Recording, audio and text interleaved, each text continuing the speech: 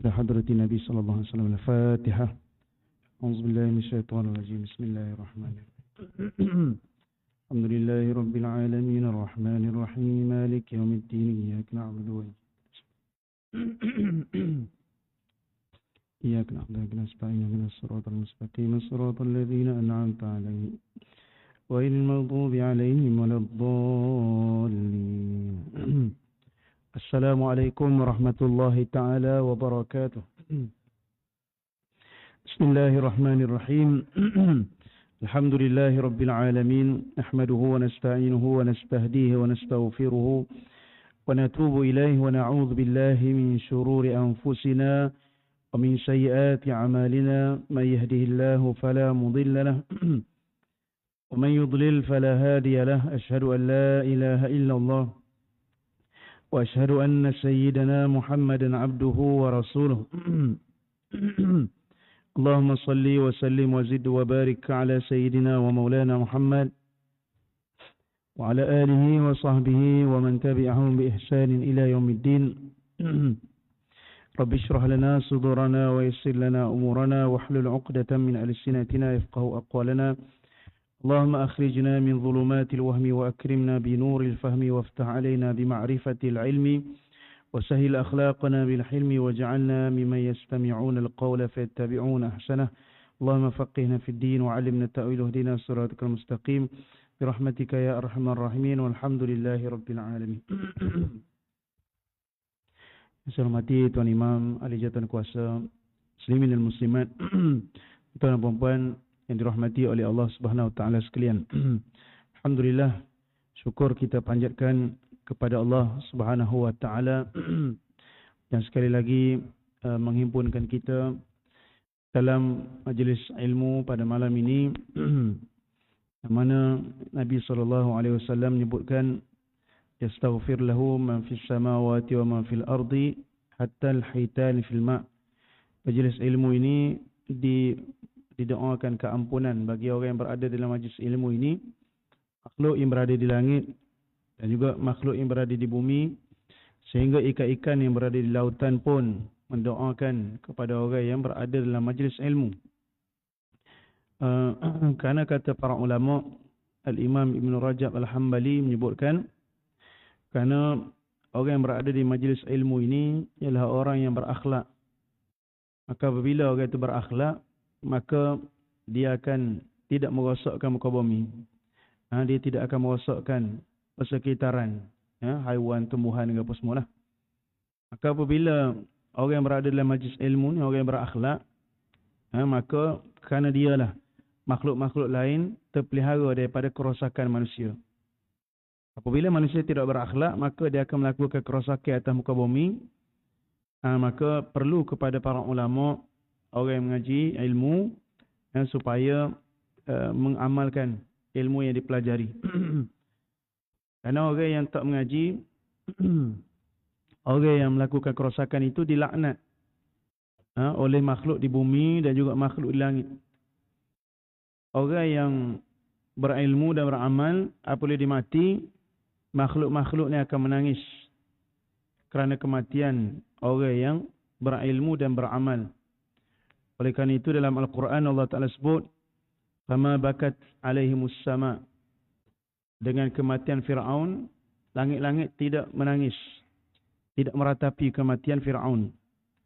Kenapa? Kerana Fir'aun tu orang jahat, bahkan dilaknat. Tetapi apabila orang yang alim itu meninggal dunia, maka langit-langit, bumi akan meratapi kematian dia. Maka oleh sebab itu, dengan kita hadir dalam majlis kita pada malam ini, maka makhluk-makhluk yang berada di langit dan bumi mendoakan kita. Jadi maknanya kita ni tidak calai-calai lah orang mari majlis ilmu ni. Bukan setakat malaikat mendoakan Allah maghfir lahu warhamhu. Orang mari majlis ilmu ni bukan saja malaikat mendoakan, ya Allah ampunkan dosa mereka, ya Allah turunkan kasih sayang kepada mereka. Tapi makhluk-makhluk yang lain pun mendoakan kita. Bermakna betul lah kita kalau kita di rumah, malaikat ke makhluk lain ke tak mendoakan kita, Jadi rugilah orang yang duduk rumah masa ni, tak ada kerja, tak mari masjid, tak mari dengar, tak mari mengaji. Sedangkan kalau dia duduk saja dalam majlis ilmu, walaupun dia tidur, walaupun dia main telefon, walaupun dia duduk buat gapo sekalipun, tapi Allah Subhanahu Wa Taala tetap menjanjikan bahawasanya makhluk-makhluk akan mendoakan dia. Sehingga ada satu riwayat ada seorang yang datang untuk datang ke dalam majlis ilmu, majlis zikir. Tapi dia datang itu bukan kerana nak zikir, bukan kerana nak mengaji. Dia datang tu dengan urusan lain. Mungkin kerana dia berjual ke, apa ada berjual di luar, ataupun dia marikan atau orang ke tunggu motor. Kemudian malaikat tanya pada Allah, adakah kita nak doakan keampunan juga pada demo ni? Hak mari duduk luar. Hak mari bukan nak mari nak mengaji. Kemudian Allah SWT hadis Qudsi lah. Ataupun Nabi SAW sebutlah hadis tu, dia kata, humul qamu la yusqa bihi jalisuhum. Orang yang berada dalam majlis ilmu ni, orang yang duduk dekat dengan dia pun akan diampunkan juga dosa. Tu orang yang duduk dekat dengan kita, orang yang duduk berjual, orang yang duduk tunggu kita, anak-anak kita atas ke apa semua, juga diampunkan dosa. Apatah lagi kita yang hadir dalam majlis ilmu. Jadi insyaAllah mudah-mudahan kita dapat manfaat daripada pengajian ini. Jadi tuan-tuan, kita sambung lagi pengajian adalah kitab Asas Aqidah Islam dalam muka surat 89. Sifat Allah SWT yang berikutnya itu sifat kalam. Itu Allah berkata-kata. Lama dah rasa tak mari. Duk gili tak mari dah. Baik. Qala al-musannif hafizahullah, kalamullah, Allah berkata-kata. Allah bertitah menyampaikan perintah dan larangannya, menyampaikan janji-janji balasan baik dan janji-janji balasan seksa. Ia bertitah dengan kalamnya yang azali dan sedia kala, tiada menyerupai sebarang percakapan makhluk. Kalamnya bukan nada yang tercetus dari hembusan dan getaran udara, atau tercetus dari pergeseran jirim, dan bukan pula tersusun dari huruf-huruf yang terjadi dari gerakan bibir dan lidah. Kitab Al-Quran, Taurat, Zabur adalah himpunan kalam Allah yang diturunkan kepada Rasul-Rasulnya alaihimussalam. Walaupun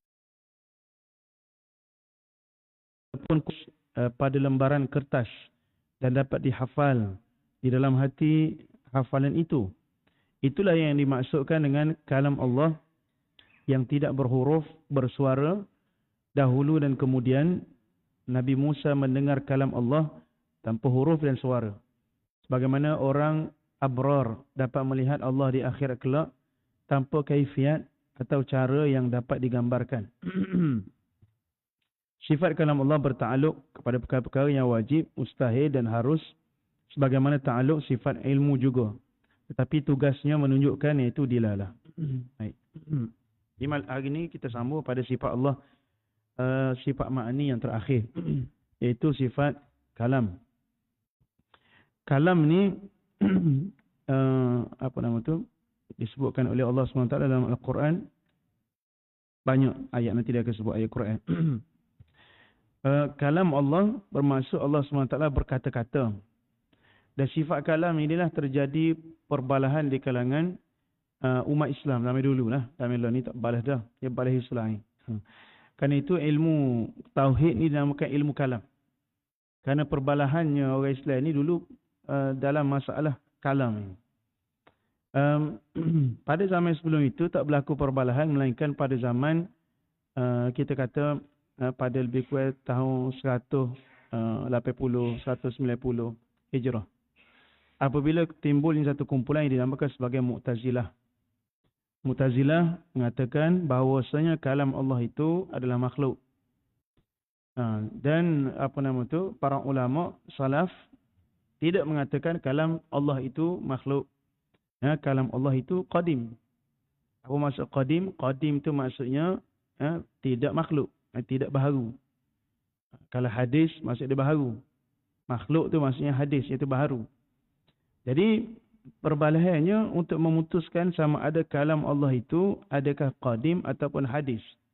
Adakah kalam Allah itu baru ataupun kalam Allah itu tidak baru.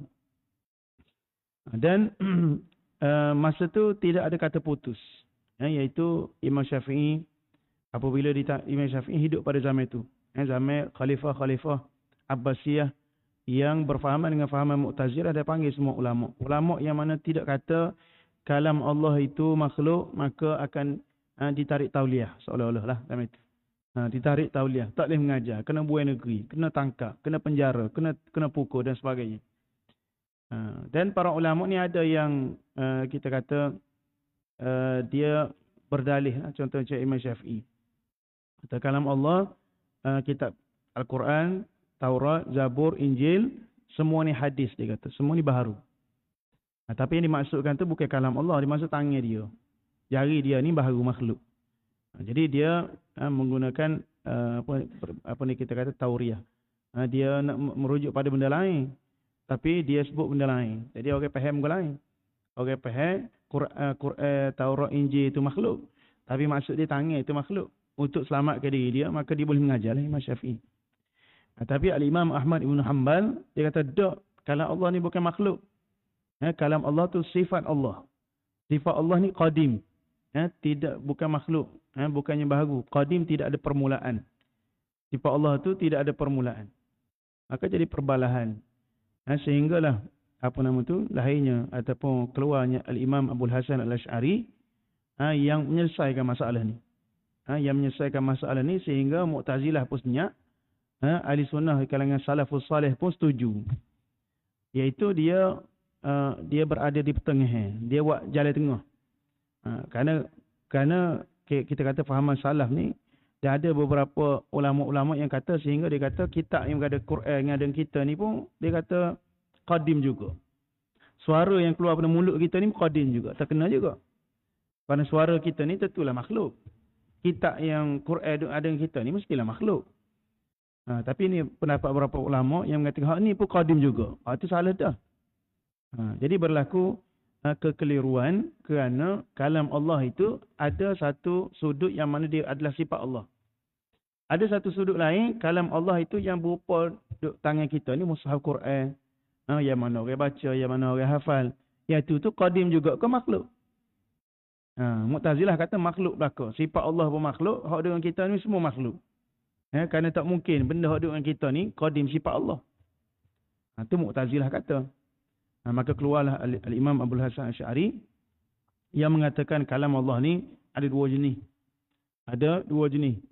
Satu kalam yang merupakan sifat Allah. Kalam Allah yang merupakan sifat Allah. Kalam Allah yang merupakan sifat Allah itulah yang bersifat qadim. Yang mana ada pada zat Allah yang kita tak nampak. Itulah tidak bersuara, tidak berhuruf, tidak berbunyi, tidak. Itu kalam pada zat Allah. Kemudian Allah Subhanahu Wa Taala apabila dia turunkan kalam Allah kepada malaikat Jibril, bawa pada manusia, itu dia keluarkan dalam bentuk yang hadis. Itulah makhluk. Sebab itu, kalau ikut mazhab Asy'ari, kalau kita ngaji sifat 20, ada kalam nafsi, ada kalam lafzi. Kalam nafsi, ada kalam lafzi. Ada diumpamakan seperti mana kita. Kita ni ada kalam nafsi, kalam lafzi. Apa maksud kalam nafsi itu? Kalam nafsi itu ialah kalam yang sebelum kita kecek. Kerana suara sebelum dalam hati kita ni kalam juga, tapi hak ni lah tak bersuara, tidak berhuruf, mana kita dalam hati kita. Ini perumpamaan lah. Jadi hak mana dalam hati kita ni lah tak bersuara, tak berhuruf. Kita boleh faham tu. Bila kita kecek, bila kita keluarkan, itulah makhluk. Apabila sudah dikeluarkan. Begitu juga Allah Subhanahu Wa Taala. Apabila kalam itu ada pada zat Allah, sifat Allah, itu sifat dia qadim. Itu sifat dia bukan baharu. Tapi apabila diturunkan kepada para nabi, maka jadi baharu dah lah. Maka itu kalam lafzi, kalam yang dilafazkan. Kata para ulama, nanti dia disebut situ. Kalam Allah yang berupa mushaf yang tertulis, itu makhluk. Kalam Allah yang berupa suara yang dibacakan. Kita sebut Bismillahirrahmanirrahim. Suara tu. Itu makhluk. Kalam Allah yang berupa hafalan di dada kita. Benda tu kita kata tak nampak, tidak bersuara, tidak tertulis.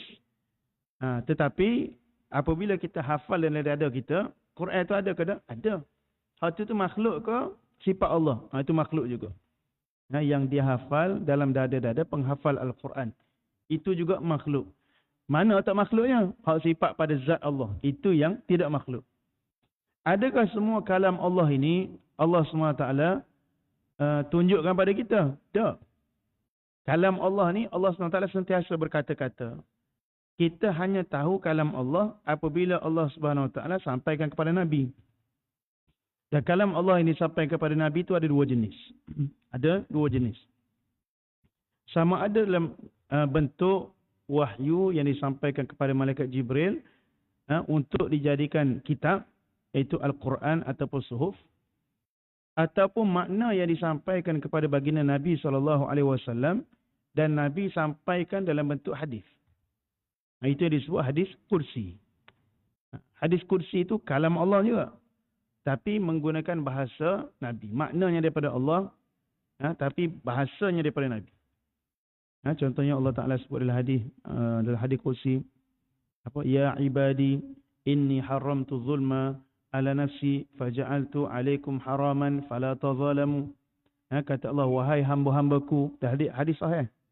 Nabi sampaikan daripada Allah. Itu hadis kursi, kalam Allah juga, tapi merupakan lafaz yang dikeluarkan oleh Nabi Muhammad sallallahu alaihi wasallam. Wahai hambaku, sesungguhnya aku mengharamkan kezaliman ke atas diriku, dan aku menjadikan perkara itu haram bagiku. Fala tazalamu, jangan kamu berlaku zalim. Itu contoh kalam Allah, tetapi dalam bentuk hadis qudsi. Ada bentuk contoh hadis yang lain, Allah Taala sebut yanzilullah SWT thuluthal lail kulla lailatin. Allah SWT turun rahmatnya pada setiap malam. Maka Allah SWT fayaqul, maka Allah Ta'ala berkata, hal min sa'ilin fa'u'tiyah. Itu Allah berkata. Allah berkata yang disampaikan oleh Nabi Muhammad SAW. Tapi bukan dalam bentuk Quran. Dalam bentuk hadis. Ya Allah Ta'ala berkata, adakah orang nak minta doa dengan aku? Maka aku nak beri pada dia permintaan dia. Hal min mustaghfirin, adakah orang nak di sepertiga malam tu, adakah orang nak minta apa, minta doa, minta keampunan dengan aku, fa'aghfirullah, maka aku nak ampunkan dosa dia. Itu kalam Allah. Kalam Allah yang Allah SWT ucapkan setiap kali sepertiga malam. Maksudnya Allah Ta'ala sentiasa berkata-kata. Dan itu disampaikan oleh Nabi SAW. Nak kata Allah SWT setiap sepertiga malam memanggil hamba-hamba dia untuk sentiasa berdoa kepada dan minta ampun kepada dia. Lepas tu ada setengah orang soleh, dia bangun seperti malam tu, dia kata ana. Dia kata ana ni akulah. Dah Tuhan tanya kan, siapa nak berdoa dengan aku ni? Siapa nak minta dengan aku ni? Jadi ada setengah orang soleh, dia bangun tengah malam, dia kata ana ya.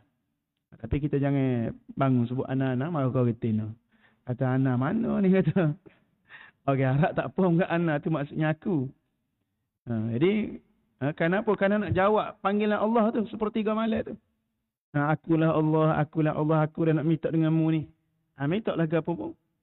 Ni kata kita bangun tengah malam, tak ada fikir nak minta gapo dengan Allah. Fikir nak pergi kecing, fikir nak tidur balik. Tapi orang yang soleh, dia tahu sepertiga malam ni Tuhan sedang berkata-kata. Tuhan sedang memanggil hamba dia pada sepertiga malam. Nak tengok hamba dia mana nak minta dengan Tuhan, nak berbicara, bermunajat dengan Allah Subhanahu wa taala. Itu contoh kalam Allah. Jadi kalam Allah ni tidak semua yang Allah SWT sampaikan kepada kita. Cuma kita tahunya Allah SWT itu berkata-kata dengan sifat dia, dan sifat pada zat Allah Ta'ala itu ialah sifat yang qadim, yang bukan makhluk. Yang ada yang disampaikan kepada Rasulullah, yang berbentuk makhluk yang mana kita boleh faham. Baik. Dalam bentuk yang lain, seperti mana kita tahu, Al-Quran. Al-Quran itu adalah kalam Allah. Yang mana dalam Al-Quran itu disebut, baru start sini. Allah bertitah menyampaikan perintah dan larangan-larangan, menyampaikan janji-janji balasan baik dan janji-janji balasan seksa. Jadi dalam Al-Quran itu, Allah Subhanahu Wa Taala suruh kita, larang kita. Maka bila kita ni hamba kepada Allah, maka kita pun turut perintah Allah. maka kita tidak buat apa yang Allah Ta'ala cegah, larang kita, tegah kita tak buat. Dan kita tengok ayat Quran yang mana Allah SWT juga panggil kita. Contoh, ya ayyuhallazina amanu, wahai orang-orang beriman. Sebenarnya Quran ni adalah Allah Subhanahu Wa Taala sedang panggil kita lah, nak ayat kita tu. Sebab tu kita kena faham juga Quran ni sikit sebanyak. Ya ayyuhallazina amanu tak faham kan? Maknanya kita tak cuba nak faham apa Allah Taala nak ayat kita. Ya sekurang-kurangnya kita faham ya ayyuhallazina amanu. Apa dia maksud ya ayyuhallazina? Wahai orang-orang beriman. Siapa dia orang beriman kita? Tengok apa dia Allah Taala sebut lepas tu. Ya ayyuhan nas, wahai manusia. Wahai manusia tu kita ke tak kita? Tengok apa dia Allah Taala nak sampai pada kita. Jadi itu kalam Allah dalam Al-Quran. Allah SWT nak sampaikan kepada kita mesej-mesej, perintah dan larangan. Ya ibadiyalladzina asrafu ala anfusihim la taqnatu min rahmatillah. Wahai hamba-hambaku yang melampaui batas, jangan kamu berputus asa daripada rahmat Allah. Jadi kalau kita faham Quran itu adalah kalam Allah, bukan kita baca begitu tak faham apa, barulah kita rasa kita sedang bermunajat dengan Allah, barulah ada hubungan antara hamba dengan Tuhan.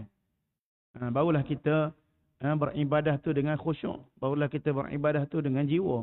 Bukan kita beribadah ni sekadar adat semata-mata, baca, orang baca, kita baca. Gapo dia baca tak faham sekarang, biarlah, kita nak beli pahala. Pahala tu sekarang, pahala tu betul lah kita boleh pahala, tapi penjiwaan ibadah kita baca Quran tu. Itu matlamat sebenar Allah Taala turunkan Al-Quran. Baik. Menyampaikan janji-janji balasan baik dan janji-janji balasan seksa. Ia bertitah dengan kalamnya yang azali dan sedia kala. Ini kalam Allah yang azali dan sedia kala ni sifat Allah. Pada zat Allah. Tiada menyerupai sebarang percakapan makhluk. Ini yang qadim tadi yang kita sebut. Maknanya tidak serupa dengan kalam makhluk. Lagu mana tak serupa kalam makhluk? Tadi nak ayat. Moga sifat Allah. Sifat Allah tadi nak ayat. Kalamnya bukan nada yang tercetus dari hembusan dan getaran. Ini kalam kita lah. Kalam kita ni keluar daripada peti suara dan sebagainya. Atau tercetus dari pergeseran jirim. Dan bukan pula tercetus dari huruf-huruf. Kita ni, kalam kita ni mesti ada susunan huruf. Huruf kok Melayu ke, kok Arab ke, kok Jawi ke. Mesti ada susunan huruf. Dan susunan huruf tu mengikut bahasa. Kalau bahasa Melayu, ada huruf-huruf dia. Bahasa Arab, ada huruf-huruf dia. Ada huruf dari bahasa Arab, tak ada bahasa Melayu. Yang mana orang Melayu, dia boleh sebut perkataan itu dengan dia pelajari huruf-huruf Arab, huruf-huruf Jawi. Contoh huruf dot. Huruf dot tak ada bahasa Melayu. Adakah huruf dot bahasa Melayu? Kita ngaji huruf bahasa Arab tu baru boleh sebut dot. Jadi huruf ni sebenarnya adalah mengikut bahasa lah. Bahasa. Lepas tu bahasa Arab dinamakan lughatul dot. Bahasa yang ada sebutan dot. Bahasa lain tak ada sebut dot. Pelik bunyi dot. Kalau kita tak mengaji Quran, zaman budak mula, kalau kita alif bata tak mengenal, sebut dot tu apa dia? Dot ni pelik bunyi. Jadi itu bahasa. Jadi kalam Allah itu tidak ada penggunaan huruf pada asal dia lah, kita nak sebut dia pada asal. Tapi bila disampaikan kepada malaikat jadi kita sebut jadi makhluk tu, itu jadi sebutan huruf dah lah. Baik. Yang terjadi dari gerakan bibir dan lidah. Kitab Al-Quran, Taurat, Zabur adalah himpunan kalam Allah yang diturunkan kepada Rasul-Rasulnya. Jadi kita tahu juga, kitab yang Allah Ta'ala pernah turunkan ini, ada 4 kitab. Iaitu Al-Quran diturun pada Nabi Muhammad, Taurat diturun pada, siapa dia? Nabi Musa. Zabur diturun kepada Nabi Daud dah. Apa Sulaiman? Daud. Tambah tak ingat. Selanjutnya Injil turun pada Nabi Isa. Kalau orang putih dia kata Old Testament, New Testament. Old Testament tu kitab Taurat. New Testament tu kitab Injil. Kemudian kitab Injil tu banyak versi. Versi semua Injil tu ditafsirkan pula oleh pederi dia lah. Injil apa nama tu, banyak jenis lah. Kerana Injil tu ditulis pada zaman beratus tahun selepas pada kewafatan Nabi Isa AS. Injil bukan Injil, Bible. Injil tu daripada Allah, tapi Bible yang ditulis tu, Bible versi ni ditulis beratus tahun selepas daripada kewafatan Nabi Isa AS. Sebab tu Bible tu banyak penyelewengan. Bible tu banyak penyelewengan. Kenapa? Ditulis balik dengan kefahaman pederi. Bukannya asal kitab Injil yang diturun kepada Nabi Isa AS. Jadi kitab yang betulnya Injil lah. Kemudian ada suhuf. Suhuf ni maknanya lembaran-lembaran. Dia tak cukup macam Quran putih. Dia apa nama tu? Lembaran-lembaran. Kita baca dari surah Sabihis. Ada akhir sekali. Suhufi Ibrahim wa Musa. Jadi kepada Nabi Ibrahim. Ada kitab kau tunggu pada Nabi Ibrahim? Tak ada. Tapi diturun pada Nabi Ibrahim, suhuf. Diturun juga kepada Nabi Musa AS, suhuf. Jadi Nabi Musa ni dua-dua boleh. Kitab pun boleh, kitab Taurat. Suhuf pun boleh. Nabi Musa AS. Sebut suhuf Ibrahim dan Musa. Ada juga suhuf diberi pada Nabi yang terdahulu. Contoh Nabi Syith. Syith ni seorang Nabi juga. Tapi dia anak ke cucu, tak ingat, daripada Nabi Adam AS. Maksudnya dia antara yang terawal menerima kitab daripada Allah Subhanahu Wa Taala, Nabi Syith. Terima suhuf. Sehingga para ulama kata ada 100 suhuf yang pernah diturunkan. Dan ada 4 kitab yang pernah diturunkan. Dan semua itu adalah kalam Allah. Semua itu adalah kalam Allah yang apabila diturunkan jadi makhluk lah. Tapi dia memberi makna adanya Allah yang bersifat berkata-kata pada zat Allah. Kalau kita mengaji sifat 20 cara tarik padatnya itu disebut perkata. Sifat pada zat Allah tu perkata. Dia tambah perkata, perkuasa dan sebagainya. Baik. Diturunkan kepada Rasul-Rasul alaihimussalam.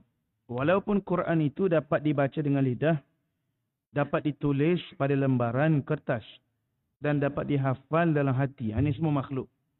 Namun ia adalah kalam Allah yang qadim. Namun ia adalah asalnya ataupun dia menunjukkan kepada sifat kalam Allah yang qadim ada pada zat Allah. Itu maksud dia. Namun ia adalah kalam Allah yang qadim yang tersirat di sebalik bacaan, tulisan dan hafalan itu. Itulah yang dimaksudkan dengan kalam Allah yang tidak berhuruf, bersuara. Ini asal sifat Allah. Tidak ada dahulu dan kemudian. Nabi Musa AS mendengar kalam Allah tanpa huruf dan suara. Ini khilaf. Khilaf di kalangan para ulama. Nabi Musa dulu, kalau tak ada sebut, wa kallamallahu Musa taklima. Ada 2 Nabi ataupun 2 Rasul yang dapat berbicara dengan Allah yang disebutkan direct dalam Al-Quran. Sebenarnya ramai lagi. Tapi yang masyhur 2. Iaitu Nabi Muhammad SAW dalam peristiwa Isra' dan Mi'raj. Maknanya Allah Ta'ala sediakan tempat khusus untuk dia bertemu dengan Allah SWT dan bercakap dengan Allah. Nabi Muhammad SAW. Kemudian yang kedua Nabi Musa AS. Nabi Musa AS, Allah SWT sediakan tempat untuk dia bermunajat di atas bukit Tursina. Dari surah Maryam disebut, dari surah Taha disebut, Innani anallah la ilaha illa ana fa'budni wa aqimis salata li dhikri. Bila mana Nabi Musa AS nampak ada api atas bukit, bukit Tursina. Siapa ada peluang nak pergi Mesir, boleh pergi bukit Tursina. Bahawa ni tu tunggu kita pun nak pas tumbuh pergi Mesir, naik atas bukit tu lah, tengok lagu mana tempat Nabi Musa AS terima wahyu daripada Allah. Tempat bukit yang mana Nabi Musa AS berkata-kata dengan Allah.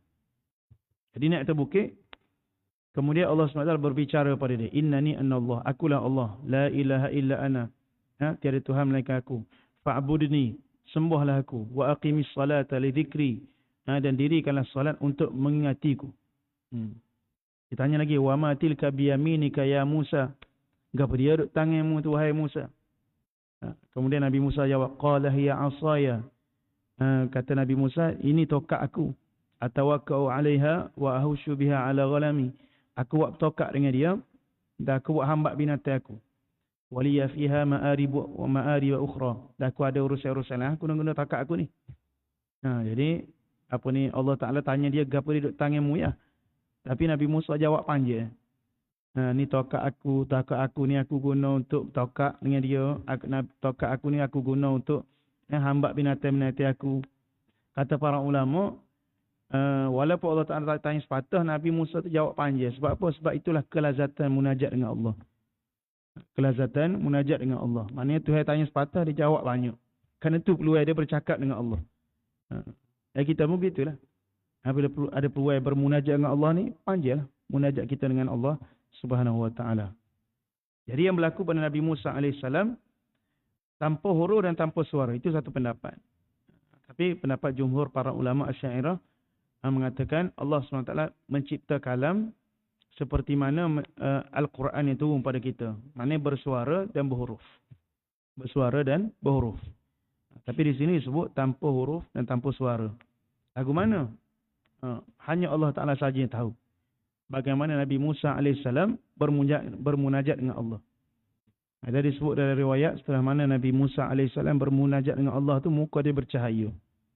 Sehingga dia terpaksa pakai penutup muka. Tudung muka dia bercahaya sangat. Lepas dia munajat dengan Allah Subhanahu Wa Ta'ala. Sebab tu orang banyak munajat dengan Allah, maka muka dia bercahaya. Biarpun dia gelap ke hamba ni, tapi bercahaya. Hamba ni gelap tak bercahaya. Tapi orang bermunajat dengan Allah ni, muka dia bercahaya. Malam munajat dengan Allah. Baik. Kemudian sebagaimana orang abrar dapat melihat Allah di akhirat kelak. Itu dari sudut melihat Allah tanpa kaifiat atau cara yang dapat digambarkan. Sifat kalam bertakluk kepada perkara-perkara yang wajib, mustahil dan harus. Nanti kita akan masuk sifat ta'aluk sifat. Ta'aluk bagi sifat-sifat. Jadi Allah SWT bercakap tentang perkara yang wajib, perkara yang mustahil dan perkara yang harus. Sebagaimana ta'aluk sifat ilmu juga. Ilmu Allah ni mengetahui sifat yang wajib, perkara yang wajib, perkara yang mustahil dan perkara yang harus. Tetapi tugas sifat kalam Allah itu menunjukkan dilalah. Maknanya dia memberi makna. Menunjukkan, menyampaikan kefahaman dan makna kepada kita. Beberapa dalil daripada ayat Al-Quran. Firman Allah Subhanahu wa taala dalam surah An-Nisa, "Wa kallamallahu Musa taklima." Maksudnya, dan Allah berkata-kata kepada Musa dengan kata-kata yang selayak secara langsung. Ini satu kita kata kurniaan Allah kepada Nabi Musa alaihissalam, yang Allah SWT bercakap dengan dia secara terus. Walaupun Nabi-Nabi lain, contoh Nabi Ibrahim, banyak dia bercakap dengan Allah. Tapi dengan cara yang tidak sama dengan Nabi Musa AS. Nabi Musa AS seperti disebut sini, bercakap dengan Allah Subhanahu Wa Taala dengan cara yang kalam Allah itu sendiri. Bukan Allah Ta'ala turun ke sebagai makhluk. Tapi dengan cara kalam Allah tidak bersuara, tidak berhuruf, yang mana kita tidak tahu cara dia. Sebab itu Nabi Musa AS digelar sebagai kalimullah. Digelar sebagai kalimullah. Kalau Nabi Ibrahim AS gelar dia Khalilullah. Khalil ni orang yang rapat dengan Allah. Nabi Muhammad SAW gelar dia apa dia? Gelar dia Habibullah. Orang yang dicintai oleh Allah. Itu gelaran-gelaran para Nabi. Jadi Nabi Musa AS gelar dia Kalimullah. Sebab apa Nabi Muhammad SAW tidak dinamakan Kalimullah? Walaupun dia bercakap dengan Allah SWT juga. Dia kata para ulama, gelaran Nabi ni tinggi lagi. Tinggi lagi daripada Nabi Musa ni sekadar berkata-kata dengan Allah. Nabi Muhammad SAW bukan sekadar berkata-kata. Dia juga melihat Allah. Ketika peristiwa Isra' dan Mi'raj. Baik. Kemudian firman Allah Subhanahu Wa Taala dalam surah Al-A'raf, "Walamma jaa'a Musa limiqatina wa kallamahu rabbuh."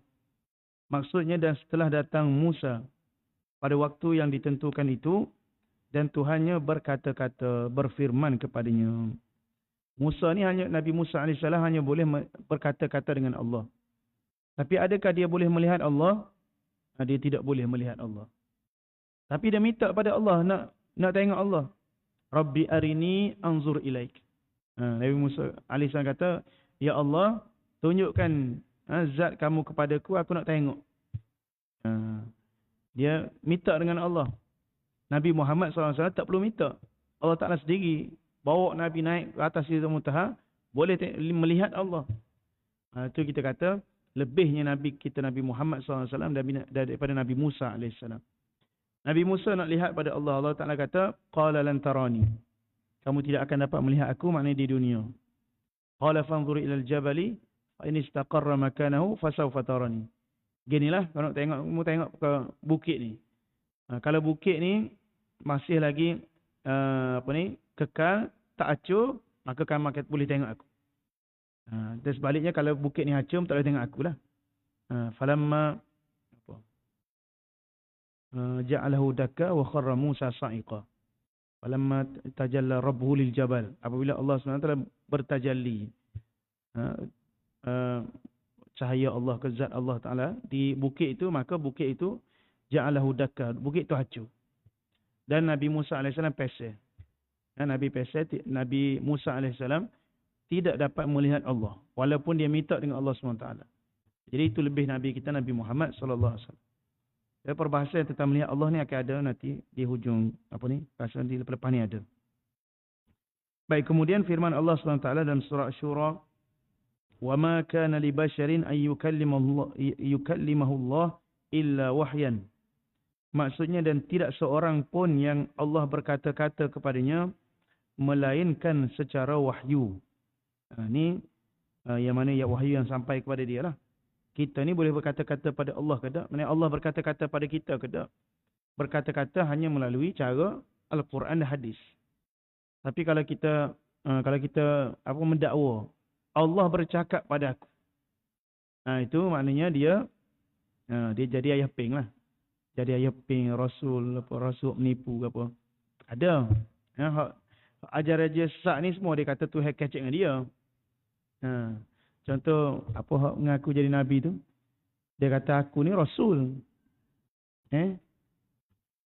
Ya kok dia kata sebab apa? Sebab dia baca Yasin. Yasin innaka Yasin wal Quranil Hakim innaka laminal mursalin. Sesungguhnya engkau ni rasul, dia kata. Yang engkau tu rasul tak akulah. Sebab tu aku jadi rasul. Engkau surah Yasin kata aku ni rasul. Pas semua orang baca Yasin, bukan dia seorang. Jadi maknanya dia sesat dengan kita. Kadang-kadang orang sesat ni kerana dia mengaku Allah bercakap dengan dia. Sama juga bila dia kata Nabi bercakap dengan dia. Dan Nabi menyampaikan wahyu ataupun suruhan kepada dia. Kalau sampai tu dengan cara mimpi dan dia tidak menganggap benda tu boleh jadi nak kita jumpa Nabi dalam mimpi, Nabi suruh apa semua boleh jadi. Tapi selagi mana benda tu tak bercanggah dengan syariat, kita boleh jadikan sebagai irsyad lah, panduan. Tapi bukan satu perkara yang bila bercanggah dengan syariat kita kena ikut, tak boleh. Sama juga bila orang kata dia Allah Ta'ala kecek dengan dia, tak boleh lah. Kerana itu dia Nabi. Hanya Nabi saja Allah Ta'ala kecek dengan dia. Sebab tu ayat Quran yang kata, dan tidak seorang pun yang Allah berkata-kata kepadanya melainkan secara wahyu. Bila secara wahyu maknanya secara Rasul dan Nabi. Tapi Nabi dan Rasul telah tamat, habis, tak ada dah. Yang akhir Nabi Muhammad SAW. Yang ada lepas tu semuanya mendakwa. Mendakwa sebagai Nabi. Nabi palsu.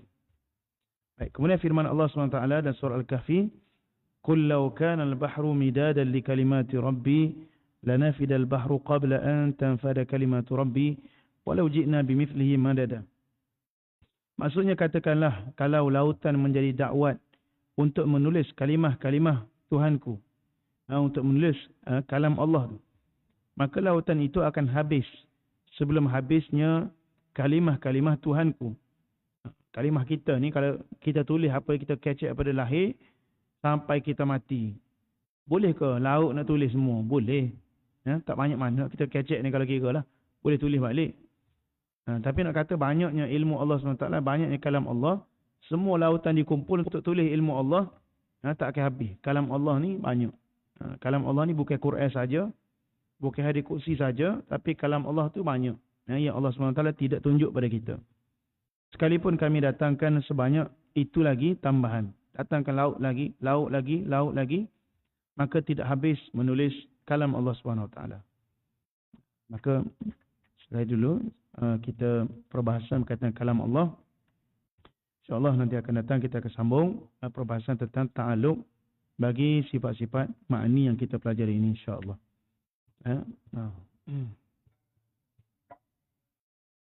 Kan?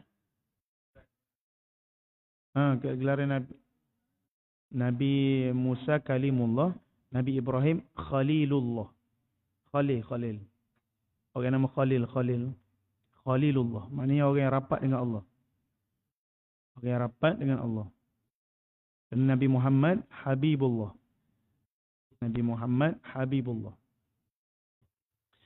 Bismillahirrahmanirrahim. Alhamdulillahirabbil alamin wassalatu wassalamu ala sayyidina Muhammad wa ala alihi wa sahbihi ajma'in. Allahumma anfa'na bima 'allamtana wa 'allimna alladhi yanfa'una wa zidna 'ilman. Wa sallallahu ala sayyidina Muhammad wa ala alihi wa sahbihi wasallam. Alhamdulillahirabbil alamin.